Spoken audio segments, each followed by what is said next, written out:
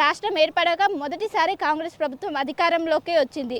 దీంతో తెలంగాణ ఆవిర్భావ వేడుకలు ఘనంగా నిర్వహించాలని, దాంతోపాటు దశాబ్ది కాలం పూర్తి చేసుకోవడంతో రెండు కలిసి రావడంతో ఎంతో ప్రతిష్టాత్మకంగా తీసుకొని ఈ వేడుకలను చాలా అంగరంగ వైభవంగా నిర్వహిస్తుంది. అందులో భాగంగా ఈరోజు ఎవరైతే ఉద్యమం కాలంలో పోరాడి ఉద్యమ నాయకులు కీలక పాత్ర పోషించారో వాళ్ళని సన్మానించే విధంగా తెలంగాణ ప్రభుత్వం నిర్ణయం తీసుకుంది. అందులో భాగంగా ఈరోజు ఎవరైతే ఉద్యమకారులు ఉంటారో వాళ్ళని సన్మానించనున్నారు.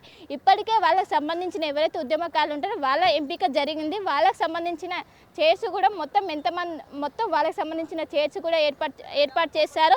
ఒకవైపు సీఎం రేవంత్ రెడ్డి వాళ్ళని సన్మానించనున్నారు. ఇంకోవైపు మనం చూసుకున్నట్లయితే ఏదైతే ట్యాంక్ బండ్ ఏరియా ఉంటుందో మొత్తం కూడా ట్రాఫిక్ ఆంక్షలు కొనసాగుతున్నాయి. కంప్లీట్గా ఈ రోడ్డు మొత్తం కూడా ఆంక్షలు కొనసాగిస్తున్నారు. ముఖ్యంగా ఎక్కడ కూడా వెహికల్స్ అలౌ చేయకుండా మొత్తం మీద స్టేజ్ ఏర్పాట్లు అనేవి సాగిస్తున్నారు.